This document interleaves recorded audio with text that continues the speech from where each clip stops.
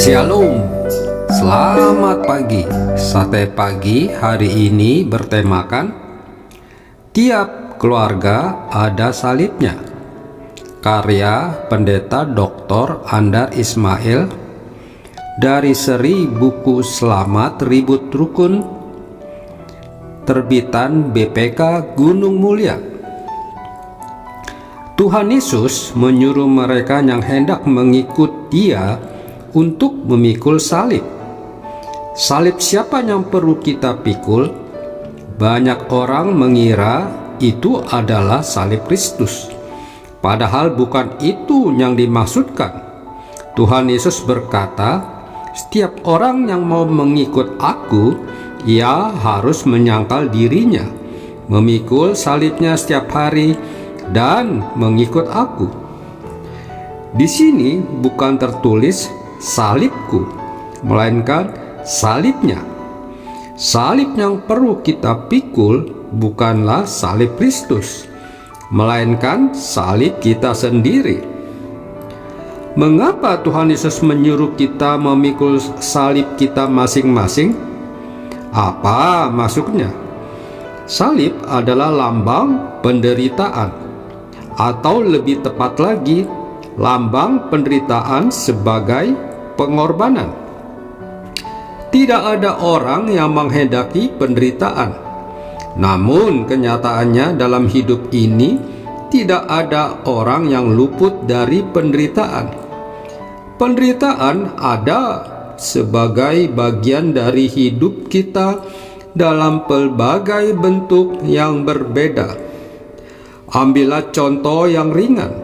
Dalam tiap pekerjaan ada tugas yang menyenangkan dan ada pula tugas yang kurang menyenangkan, bahkan menjengkelkan. Kita mau menjalankan tugas yang menyenangkan, tetapi kita cenderung menggeser tugas yang menjengkelkan kepada orang lain. Padahal tugas yang menjengkelkan itu termasuk bagian dari pekerjaan yang harus kita jalankan. Bagian dari tugas kita yang menjengkelkan itu adalah salib yang perlu kita pikul. Kehidupan berkeluarga pun terdiri dari bagian yang menyenangkan dan bagian yang kurang menyenangkan.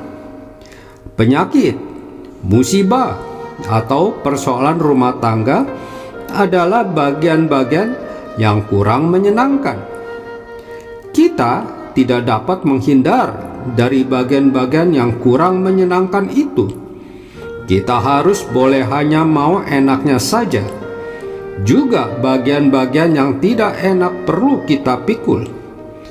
Itu adalah salib kita. Bayangkan betapa beratnya beban perasaan orang tua yang anaknya cacat ganda. Tiap hari mereka melihat anaknya terkulai lemas di kursi. Anaknya itu hanya dapat mengeluarkan beberapa bunyi yang sulit dimengerti. Tiap hari orang tua ini memikul beban yang terdiri dari pelbagai macam perasaan terhadap anak mereka. Beban perasaan ini adalah salib yang mereka pikul. Keluarga lain menghadapi salib yang bentuknya lain lagi. Belum sebulan keluarga ini menempati rumah mereka yang baru. Rumah ini adalah hasil kerja keras dan hidup sangat berhemat selama 10 tahun lebih. Seluruh tabungan habis terkuras untuk melunasi cicilan rumah ini. Tetapi belum lagi mereka sempat mengasuransikannya. Rumah mereka beserta seluruh isinya habis dimakan api.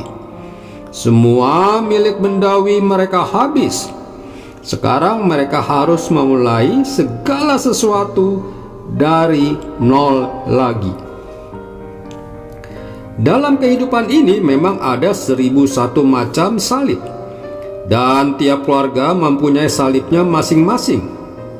Ada keluarga yang begitu sedih karena mendapatkan anak. Sebaliknya ada keluarga yang mempunyai banyak anak, namun perilaku anak mereka sungguh-sungguh menyakiti hati. Ada istri yang tertekan batin karena suaminya tidak setia. Ada anak yang dirundung kesedihan karena sejak kecil ditinggal ayah.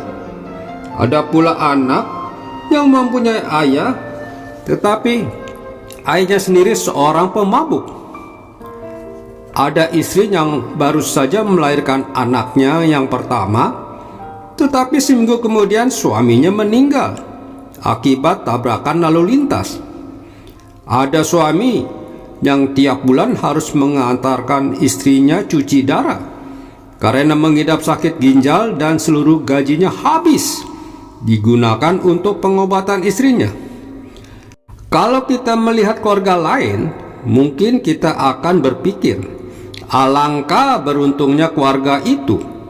Mereka tidak menghadapi penderitaan. Mereka dari luar bisa saja keluarga itu tampaknya tidak dirundung persoalan atau penderitaan. Tetapi sebenarnya tiap keluarga mempunyai persoalannya sendiri. Memang ada persoalan atau penderitaan yang terjadi karena kesalahan kita sendiri. Demikian juga ada persoalan atau penderitaan yang dapat kita tanggulangi.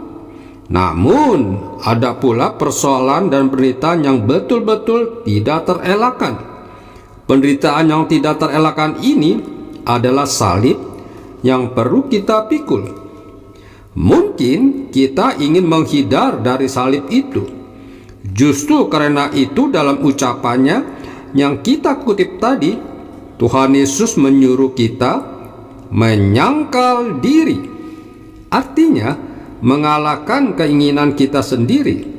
Menjelang penderitaannya di Golgota, Tuhan Yesus pun ingin menghindar dari penderitaan. Ia memohon, "Ya Bapakku, jika Engkau mau ambillah cawan ini daripadaku." Namun pada waktu itu Yesus pun menyangkal diri dan berdoa, "Tetapi bukan kehendakku, melainkan kehendak-Mu lah yang terjadi." Dalam ucapannya yang kita kutip tadi, Tuhan Yesus bukannya menyuruh kita memikul salib hanya sekali-kali, melainkan setiap hari. Setiap orang yang mau mengikut Aku, ia harus menyangkal dirinya, memikul salibnya setiap hari dan mengikut Aku. Salib yang perlu kita pikul adalah penderitaan dan persoalan yang merupakan bagian dari hidup kita sehari-hari.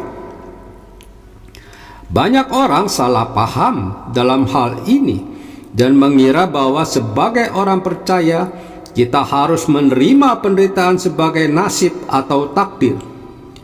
Bukan itu yang dimaksud. Tuhan Yesus tidak menerima penderitaan secara pasif. Ia pun tidak mencari-cari penderitaan.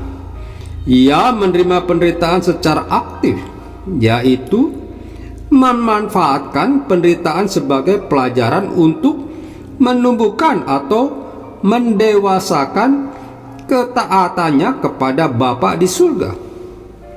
Di Ibrani pasal 5 ayat 8 tertulis, "Ia telah belajar menjadi taat dari apa yang telah dideritanya, dan sesudah ia mencapai kesempurnaannya." Dalam memanggil orang-orang untuk mengikut Dia, Tuhan Yesus tidak menjanjikan jalan hidup yang penuh dengan keberhasilan atau jalan hidup yang tidak menghadapi penderitaan. Tuhan Yesus justru mengingatkan bahwa mereka harus mau memikul salib. Bersedia memikul salib merupakan prasyarat untuk mengikut Yesus. Sebab dalam jalan hidup Yesus pun ada penderitaan. Amin. Mari kita berdoa. Bapa Surgawi, tahun 2023 diprediksikan dunia akan alami resesi dan inflasi. Biarlah apa yang akan terjadi akan kami lalui sebagai salib kami masing-masing, karena Tuhan akan menyertai kami. Amin. Tuhan, pimpinlah langkahku. Ku tak berani jalan sendiri, sertamu itulah doaku. Ajarku merendahkan diri, menurut firman-Mu setiap hari. Jadikan pelita dalam lang, mencari domba yang sesat. Itulah kerinduan jiwaku. Itulah kerinduan jiwaku. Refleksi, saudaraku, saya sempat bertanya kepada Tuhan, mengapa kita disuruh memberitakan kabar baik sampai ke ujung dunia? Bukankah hal itu membutuhkan waktu dan biaya yang sangat tinggi? Puji Tuhan, pada saat ini dengan adanya kemajuan teknologi di dunia berupa sarana internet, maka kita dapat memberitakan kabar baik dengan waktu yang pendek dan biaya yang sangat rendah meskipun sampai ke 5 benua sekalipun. Hal ini sekaligus penggenapan firman Tuhan yang terdapat di Matius 28 ayat 19. Syukur kepada Tuhan bahwa program Sate Pagi juga melakukan hal yang sama, di mana di tahun 2022 telah memasuki tahun yang ketiga. Program Sate Pagi juga ikut mendorong agar kita bisa menyediakan waktu untuk Tuhan. Hanya 10 menit saja atau 10 menit dari 1440 menit waktu yang Tuhan berikan dalam satu hari kepada kita. Program Sate Pagi juga mendorong kita yang sibuk agar dapat mendengarkan suara Tuhan, karena bentuknya hanya audio saja. Program Sate Pagi ini juga dapat didengar ketika kita menghadapi kemacetan lalu lintas atau ketika kita bekerja dalam suasana santai, sehingga Tuhan selalu ditempatkan di tengah kehidupan kita.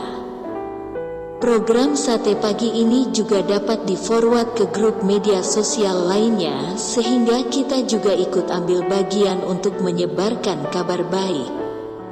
Sekaligus sebagai amanat agung Tuhan yang wajib dilakukan bagi mereka yang telah mengaku percaya kepada Tuhan. Tuhan memberkati kita semua. Amin.